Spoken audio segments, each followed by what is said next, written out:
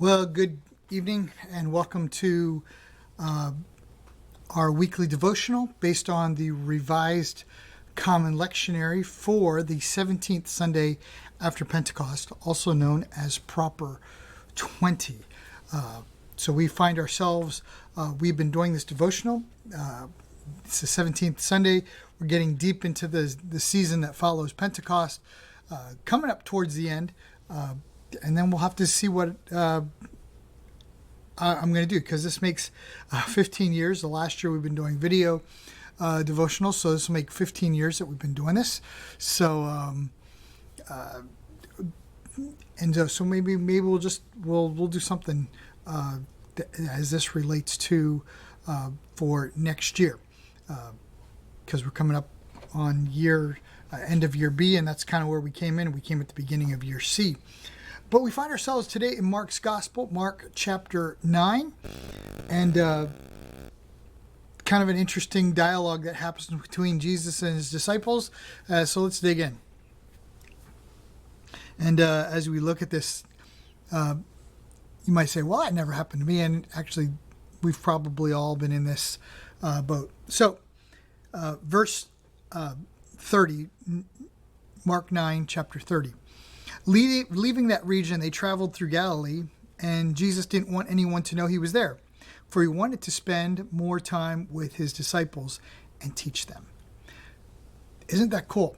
Here, Jesus needs to spend time. He doesn't want to really, he knows he needs to spend time with the crowd, but he really wants to spend more time with his disciples. So he's spending time with his disciples. They go through a region that doesn't have as many people, and he's spending time with disciples. And here at this point, he said to them, the Son of Man is going to be betrayed into the hands of the enemies. He will be killed, but 3 days later, he will rise from the dead. They didn't understand what he was saying, however, and they were afraid to ask him what he meant. So let's break this down. This is a short section, and then there's another section. But here, Jesus prophesies. And how many times, we know what is right. We know what God is saying, but we say, that doesn't make any sense. And the disciples here, Jesus is prophesying he's prophesying that he's going to die and then raise again on the third day. And why this never clicked in the disciples' minds, I'm not quite sure. Even after he rose again, they forgot that he had said this. But Mark records it very plainly. Here it is, that I will die and 3 days later rise again. And so, what are those cases that sometimes we see God's hand at work and yet we kind of ignore it? Then, here's the part I was talking about, the disciples getting kind of silly. After they arrived at Capernaum and settled in a house, Jesus asked the disciples, what were you discussing out on the road? Now, Jesus kind of knows the hearts of people, and so he probably knew what was happening.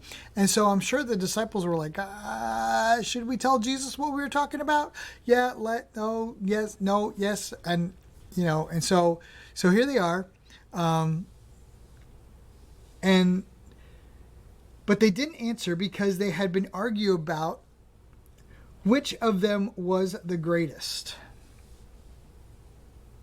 Yeah, I'm sure, knowing enough about Peter, I'm sure that Peter was the leader of this little crowd, saying, yeah. And we know that James and John were the sons of thunder, so there was this arguing going back and we know from other accounts that the disciples were arguing about who was the greatest in the kingdom of God. And so he sat them down and called the 12 disciples over to him, and they said, whoever wants to be the first must take the last place and be the servant of everyone else. The upside down kingdom of God, the upside down kingdom of heaven.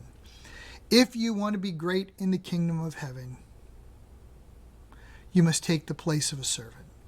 I think of the words that are quoted in an ancient hymn from Paul, where it talks about, Paul says, if you have be of the same likeness as Jesus.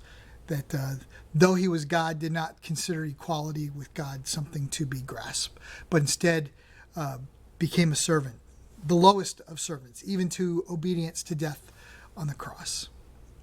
Jesus said, if you want to be great in the kingdom, become a servant. If you want to be first in the kingdom, make yourself last.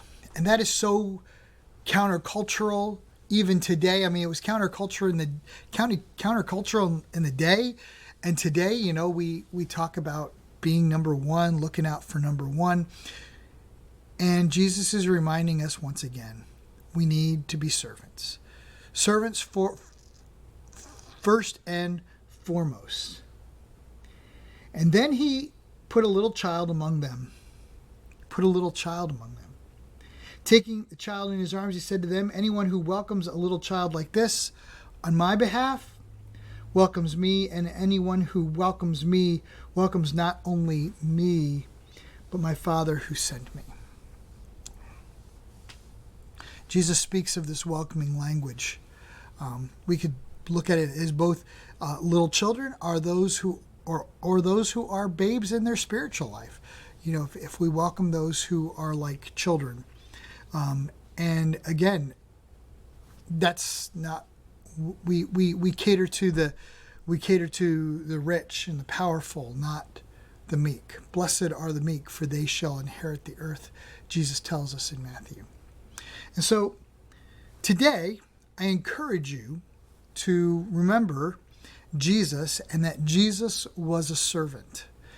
Jesus calls each one of us to be servants in the kingdom of God.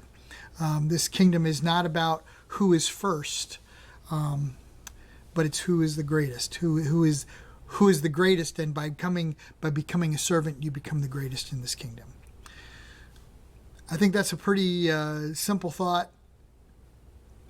It doesn't always make sense, but in our culture really needs people who are willing to be servants. So go in peace to love and serve the Lord.